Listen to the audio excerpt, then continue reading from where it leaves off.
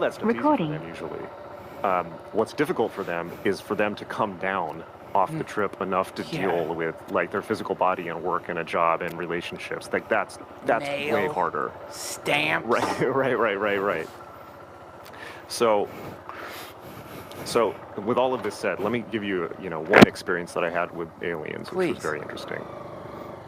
So in about 2005 or 2004, I think, I lived in New York, and I was working for Disinformation, and I was working with Genesis, and all of my friends were matching. My Generation Hex had come out, and I was just like 24/7 balls to the wall. Like, this is all, magic is my existence. It's just like everything. It's like I was wearing the cape, as I put it.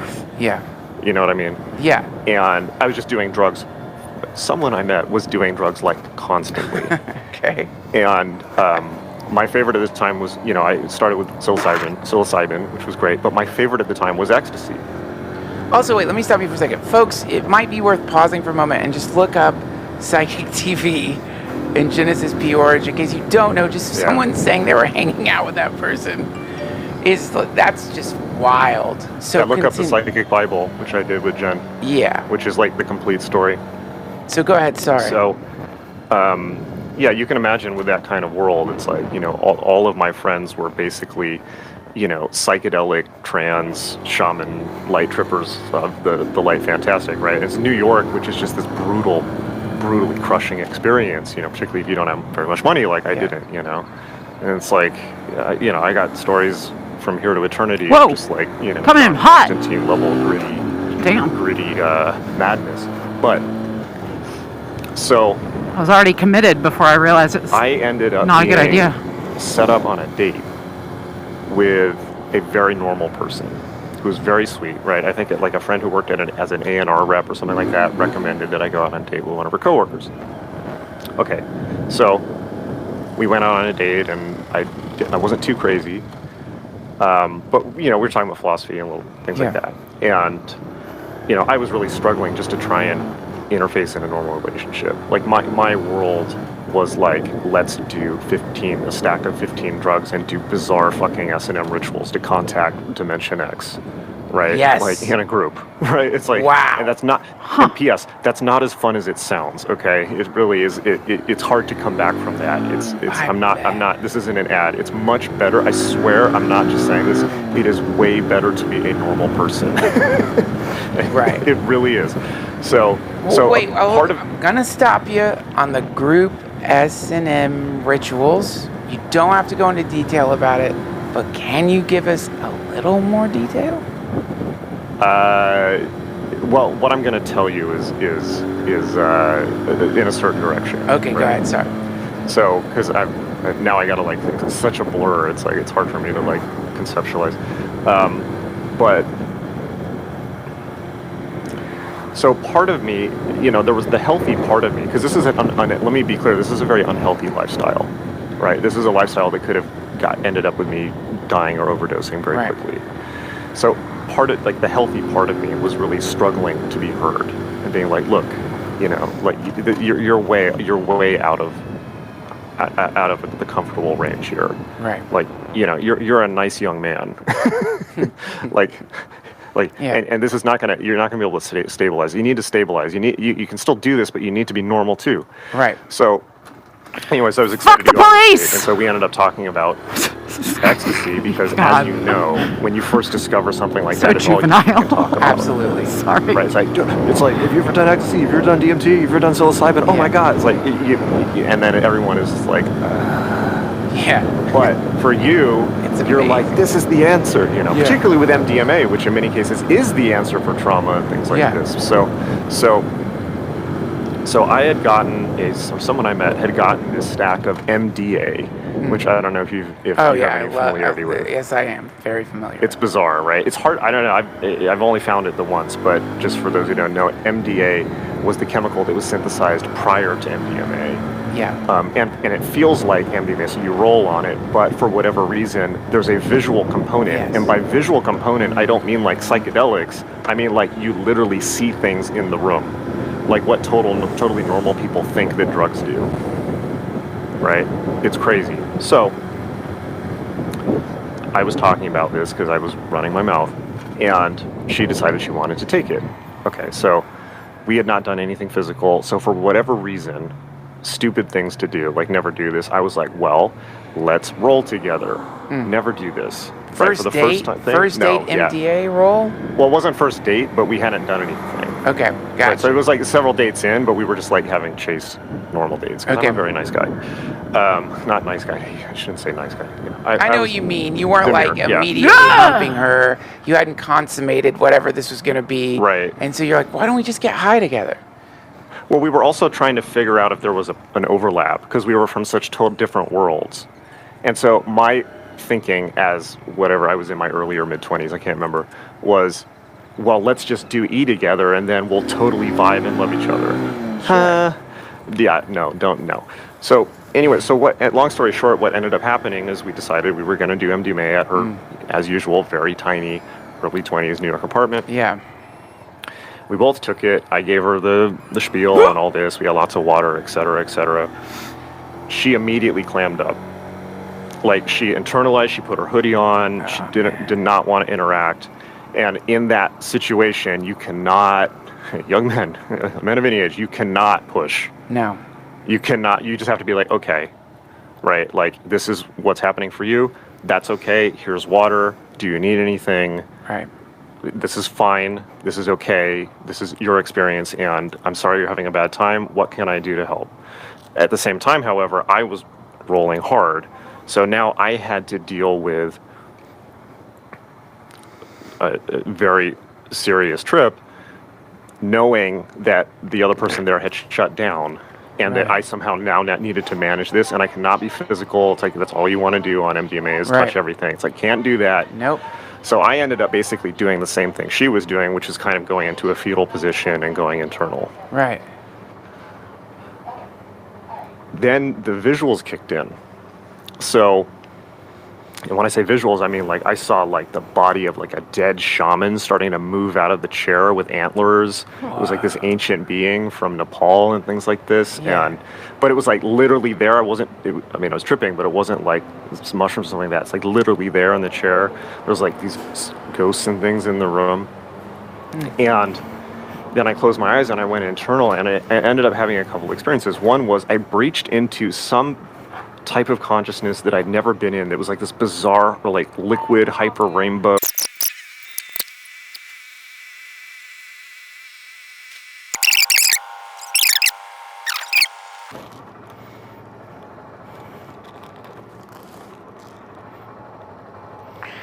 Get my crazy pills.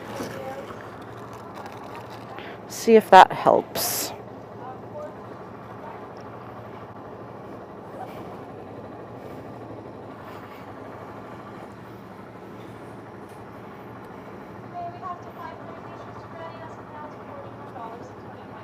$5? Damn. You guys okay?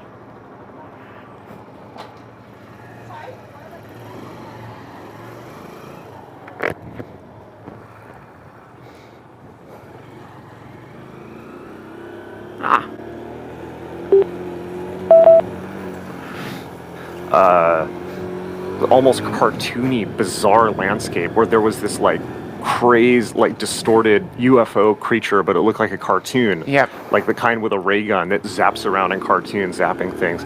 And it just looked at me and was like, what the fuck? Why are you here? Whoa. Why are you here? This is not, like, you are not supposed to be here. Yeah. And it wasn't like DMT or something like that. It was like literally like, this is a mistake. Like, you are not supposed to be here. Wow. And it was like very real. It was, and it's also unlike anything else I've ever experienced through anything else ever. And it was like some Dimension Z bizarre experience. Then I had another experience following that, which is where I saw a gray alien. Right, this again internally. But the way that I saw it was very interesting. The way that I experienced it was not like... Fuck your Cheyenne. It was a gray alien, but the way that I experienced was not like all these cultural depictions and things like that. It looked somewhat similar, but what it demonstrated to me, it was a completely not exactly non-sexualized. It was a desexualized human being to the point that there's no sexual characteristics whatsoever. It's cold, it's gray, it's clammy, it's sweaty. right? But all the external sexual organs are not there, like smooth like a gray alien. Right. And this is what I mean when I'm talking about, like, so this is what I was experiencing physically as well.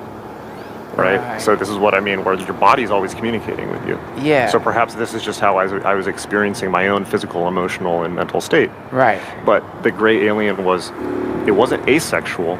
What it was a human being where all of the sexual ability is directed into magic. And by magic, I mean manifestation, like sex magic. Yeah. And it was not good. It was basically like, I've completely cut off sexuality as a way to be intimate with and interact with other people, and used it purely for power. Wow. We may know people like this. Right? Yeah. Like, sexuality is only for power, only, and by only I mean 110%, only for power. Yeah. Yeah. And that's what a gray alien was, and it was quite scary. It's like it was like a sociopath. It's That's what. It's just like wow. That's That's what. This is their theme when it comes to these things. Their report is that they're not pleasant. Yeah, and then you think about all that stuff like probing and, trying to understand what human beings are. But it was also like an image of myself. It's like, I don't want to become that, particularly with magic and things like that. It's like sex has to be about love and intimacy and connection and reaffirming your humanity. That's what sex should be about at its best. It should be about affirming your humanity instead of abnegating it, essentially. Is that why you mentioned the BDSM rituals? Is because they were like gray alien style experiences, or no, not at all. Actually, just that I was in a period in my life where everything in my life was magic, including sex. Right? It's like everything is done for magic. Right. And so it's like kind of like, well, if you take that far enough, where are you? It's a non-human zone. Yeah. And that's not healthy, to say the least. Right? So. I mean, isn't it a problem of integration, though? I mean, I get it. I've never had that kind of experience. And just as a generally horny person, the reason I keep interrogating you about it is like, it sounds cool because but I know what you mean. Like, it sounds cool like, as I think about it, about the experience of it. And you know what? I do think there have been times when I've been on the precipice of being like invited into a situation like that. And I bailed because I just sense like I'm not ready for that. Like, if it's the wrong people, plus if it's the wrong people, you don't want to get wrapped up in that. Yeah, you could get wrapped up. There's so much crazy potential for confusion there. I get it, but don't you think there is a way to sort of conduct those types of rituals and integrate absolutely. it? Yeah. Yeah, and integration is the word. By the way, ladies, have I mentioned I'm recently single?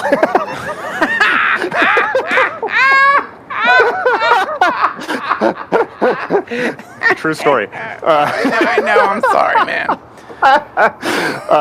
Yes, there is very much, and this is something I put a lot of thought into. And I'm very conservative these days, not in the Tucker Carlson sense, but in the I have a very light touch, where it's kind of like microdosing versus taking 5 dry grams. There's a light touch. I always have a light touch on everything now. It's just like just enough to be pleasant, but not get train wrecked. Yes. So and integration is the watchword, not just in this, but in human life, and certainly with sober or non-sexual magical practice, which I think is often the best kind, actually. It's about integrating, because it's like, so if we go back to what I was saying about that moment where. So that moment where your teacher tells you stop daydreaming. Yeah. Well, in theory, that's coming from a place of, I want you to be able to integrate into physical. I'm trying to integrate you into the physical world, because humans are not integrated with the physical when they're first born. They're still half astral. They're not fully embodied. Yeah. You're probably experiencing this as a parent, right? It's amazing. So and life is particularly for quite a while. Some people, unlike me, become jocks in high school and probably get it right away. I was not a jock. I convinced them to let me out of gym so that I could read H.P. Lovecraft books in the library. So I was fucked. Yes. I'm there, and Dune, man. right? No one does gym. If you can get out of gym, you get the fuck out of gym. Period. Oh, The end. You don't do gym. get out of. I mean, Yeah, I'm not it's saying that as an ridiculous. advice now. I wish I could go back and not be completely. I just would have played water polo if I could go back. Yeah. You know what I mean? But like, yeah. But I know So, what you mean. anyways, and this is also something that would manifest so much with occult people, because occult people are bookworms, right? Yeah. They're people who, by definition, are people of the book, right? You know, I'm Right. not the only one to have that observation. So, they're looking, but you know, the answers are in your body. Nietzsche said that. You know, there's more wisdom in your body than in any vastest Right. library of books on earth. Right. All the books on earth. It's all in your body. And this is something yoga teachers would always tell me, and I'd be like, yeah, okay. And they're like, drink some water, and I'm like, okay, thank you, but Yeah. no, they're right. You know, yoga teachers know stuff. Listen to them. So, I'm off track now. But yeah, integration. Integration. So, no, okay, the yeah. alien. So it's like that moment where your teacher comes and tells you, pay attention. Well, they're trying to help you have a successful life, right? Because you need to be embodied in the physical. If you can't do your homework, if you can't do paperwork, if you can't deal with drudgery, which is what school is meant to teach you, which we resent, but if you can't do it, you can't live in this world. Right. You need to learn that. You need everything from the magical mindset is necessary. All experiences are Yeah. good experiences because they teach you something that you didn't have otherwise. Right. And that's always good to remember when you're going through a tough time in life, you know, because it's always necessary in retrospect, even if you can't see it at the time. And even if it's not a tough time, if you're just encountering like the grueling, mundane, whatever the fuck it may be, you're standing in line at the DMV because you've got to renew your license or something like that. From the perspective that you're describing, this goes from being a mundane thing to a kind of like spiritual practice or a training in interfacing with the earth realm. Right. Absolutely. Even Castaneda used to say that's also training in dealing with the petty tyrants, you know, like Right. dealing with really difficult people with compassion is totally necessary. So, in a sense, yeah, I mean, we can look back as adults who, you know, I mean, a magician is just is someone an adult who's trying to survive and not lose their child, their inner teenager and their dreams. The teenager that survives the passage to adulthood. Ultimately, that's what we're all trying to do, right? That's what artists are trying to do. Yeah. You know, we're trying to keep that alive and not submit to just the gray world. But we need to understand how to deal with it so that we give Caesar his due. So it's important to have that experience, I suppose. But it is all about integration. We need to be able to, you know, a shaman, as has been remarked infinite times, is someone who's able to walk between worlds. And that means you got to be able to deal with the material world, and then you should be able to deal with the world of the imagination and spirit and creativity and inspiration. And with those two things working properly, you can do just about anything, right? Jason Louv, thank you so much for this mini magic lesson. It was what I was hoping for. Thank you. I disagree with you about aliens, interested in BDSM rituals, but ultimately I just feel so lucky to have you as a friend. Thank you so much for coming on the show. Me too. And you do have you have a lot of websites out there. We got Ultra Culture, but also we got magic.me. I would say, go ahead. Sorry. for me right now, I mean, my podcast is I love you, Duncan.